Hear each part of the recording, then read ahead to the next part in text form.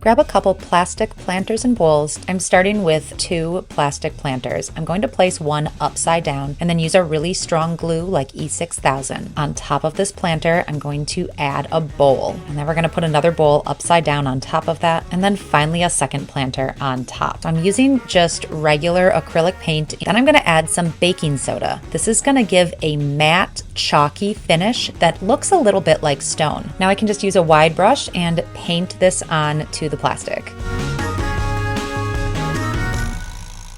Grab some clear vases the next time you're at the dollar store. I'm using 5-minute epoxy to attach them together. To decorate the first stack of vases, I'm going to use some white paint to paint all of the outside glass. For my second stack of glasses, I want to use some alcohol ink to color the glass. Once I have a design I like, I'm going to go ahead and let this dry before adding another layer. So I'm just going to add a little bit more to give it a deeper color. Once this dries, it'll be ready to use. Grab a waste paper can that has a flat bottom. Spray paint it any color you want, flip the painted trash can upside down, and glue a melamine charger plate. Once secure, apply clear adhesive glue to the perimeter. Center a woven placemat on top of the charger.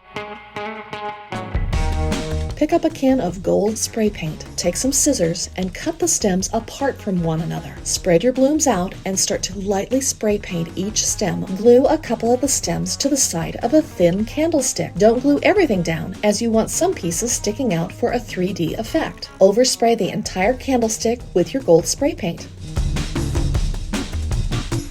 Take a glass vase with a curved neck and cut your stem to about the same height as the vase. Hot glue one stem to the vase. Take another stem and hot glue it overlapping the leaves. Cut random leaves from other stems and glue them directly onto the glass.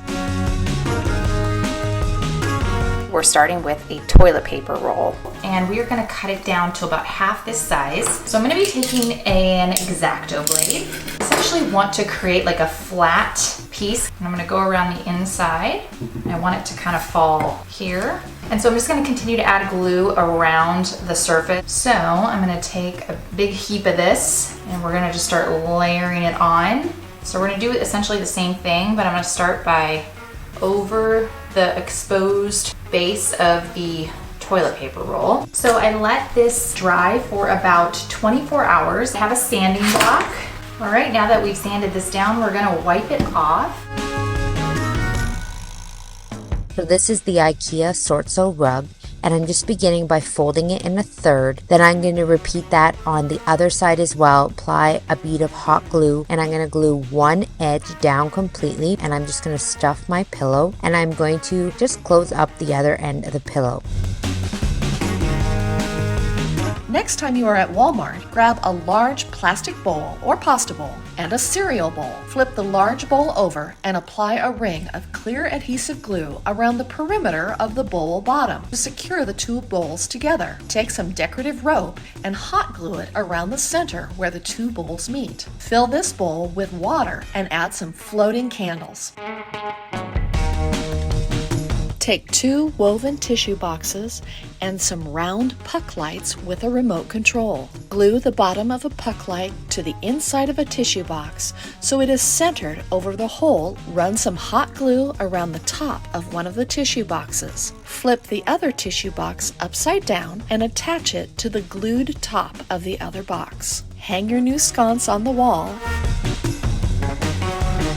Grab a can of black spray paint and a roll of rattan webbing. Grab one of those outdoor folding metal tables. Clean it up with cut some paper and tape to the table so only the frame shows. Give the frame a fresh coat of black spray paint and let it dry completely. Outline the top of the table onto the rattan webbing with a Sharpie. Cut out the circle with some sharp scissors. Spray one side of the rattan with some spray adhesive. Spray the top of the table and let it sit for a few seconds until the surface is tacky. Place and press the sticky side of the rattan circle onto the top of the table. Place some heavy books on top of the rattan. Use some sharp scissors to trim the excess rattan from the circle.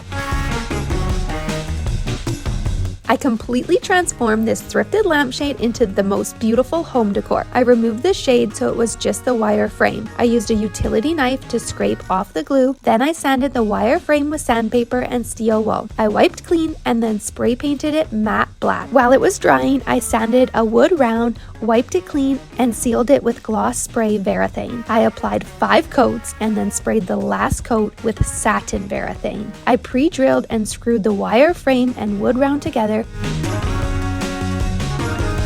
The next time you're at Dollar Tree, make sure you head to their frame section and grab some of these gold frames. I'm then going to come in with some wire cutters and I'm going to pull out the black tabs that keep the backing on. Then I'm going to take out the glass and I'm going to come with some E6000 and I'm going to glue the glass inside the frame. Then I'm going to come and take 8 of the frames and I'm going to glue 2 of them together. And then I'm going to clamp them together and I'm going to let this set overnight. I came back the next day, removed all my heavy objects that I placed on top, and then as well removed the clamps from all the frames. So I'm going to glue all the sides and then I'm going to just raise them up here and build a rectangular shape. So 2 frames on each end and then the 2 that are glued together for the sides. I'm going to let this set overnight again, making sure that the glue is really solid.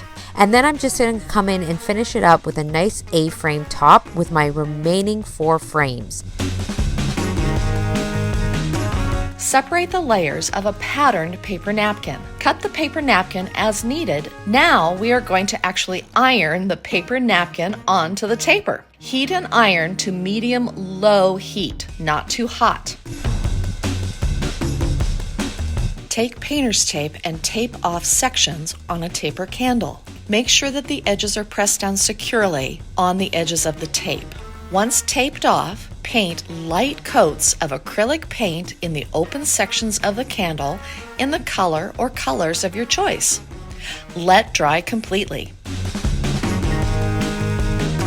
Fill a heat-safe container with hot water between 100 and 110 degrees. Place a taper candle in the hot water and let sit for 10 minutes. Paraffin candle works best for this. After 10 minutes, pull the candle from the water and then wrap the candle in some wax paper. Take a rolling pin and press down on the middle of the candle. Once the middle section is flattened, take the candle and gently twist it into the shape that you want. When you get the twist that you want, place the candle in cold water and this will set the candle in its new shape. Take 16-inch wood skewers. Start by gluing wood skewers around the inner circumference of one craft hoop. Remove every other skewer to allow for even spacing and add a second hoop to the center of the skewers. Gather all the pointy ends of the skewers and fit them into a 3-inch macrame ring and hot glue in place to secure. Take twine, lace, and ribbon and add it to mask any seams or imperfections from hot gluing. Take a plug-in light fixture kit and thread it through the center of the top of the macrame loop.